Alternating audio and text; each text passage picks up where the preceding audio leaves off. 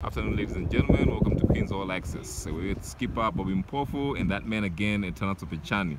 So Bobby, last practice, good center wicket there, leading up to the game on Sunday versus the Rainbow Sharks. How are you feeling about your team?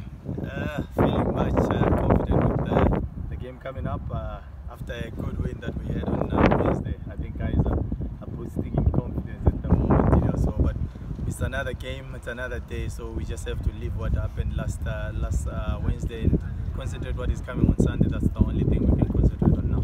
And how does it feel to have a weapon like Tana that you can just pull out anytime? Hey boy, go in there, give me some wickets. I'm a bit confused. I think he's bowling to the wrong batters. He's just taking wickets like they're out of fashion. No, just coming back to that, I'm pretty happy as a captain and as a brother, as an uncle. I call him my little brother. So he's come a long way, to see him doing what he's doing at the moment. For me, makes me to be, over the moon. It's a weapon, like you say. That's my weapon of mass destruction at the moment as the captain. So yeah, I'm pretty happy for him at the moment.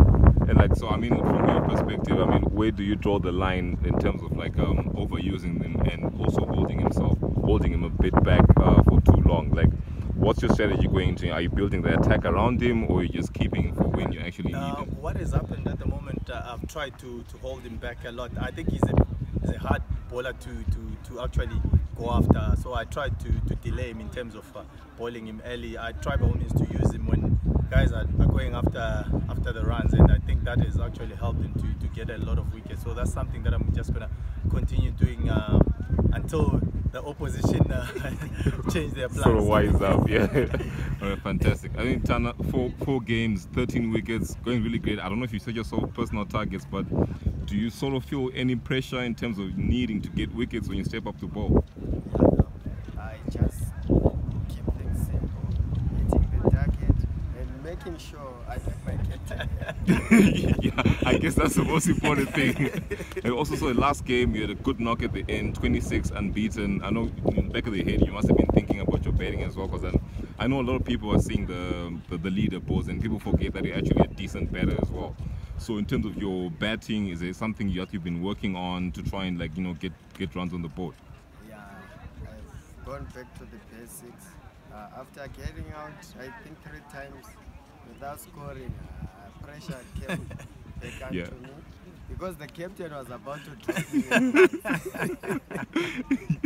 Yeah, no, I get that. But look, for us watching, we sort of saw shades of the old Tana back. You were stroking, you're hitting those fours along the ground, making cricket look really, really easy.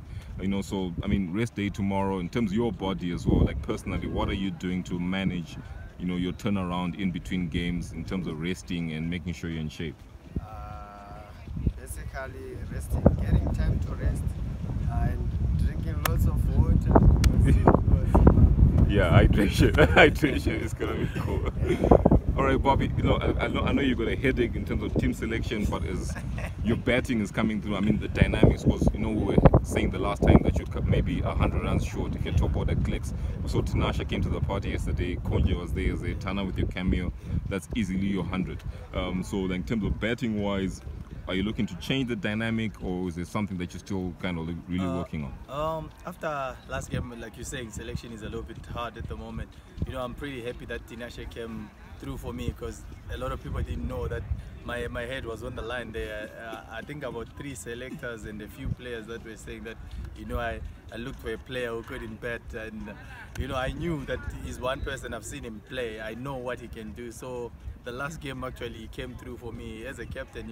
I was really happy that he made it happen for me. So it's a good headache that we're having in the team at the moment. We've got guys who are outside at the moment that I believe should be in the 11, but you can only play 11 guys. So we've got a few guys like Kiwi, we've got a few guys like Ras, we've quite a few guys that I think deserve to be in there. But to see guys chasing the way we chased in Kwekwe, told me that it was masterclass, and I just can't wait to get back to, again on Sunday and make sure that my boys are positive the way they've been all along. I think we'll beat a lot of teams if we continue being, and to see him coming through also for me. With the bat, yeah. We didn't see that. Because we're thinking of actually dropping. Yeah, but coming back, I'm pretty happy with the way I think he's in that cameo actually made him believe that he's actually a better more than a ball. I think guys don't understand. For me, I still think he's a batsman that can actually bowl. So I think it's one thing that he has to understand now, that he can actually score big runs, and I think you will get a lot of men of the matches scoring a 50s not out and taking 4 wickets easy.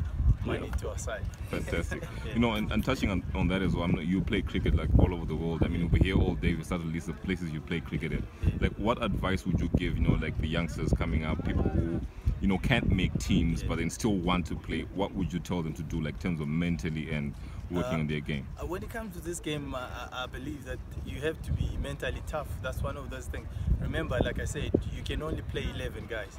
It's up to you when you get an opportunity, make yourself to be undroppable, you know.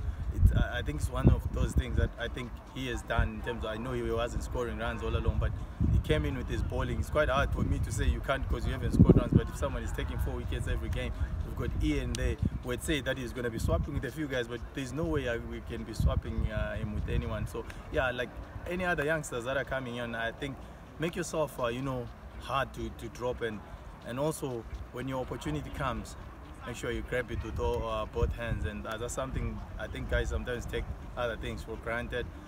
In this life, it moves so fast without realizing, so don't take anything for granted. Go for those opportunities and take them. All right, cheers, Bobby. Gentlemen, thank you very much for your time. All right, good luck on cheers. Sunday.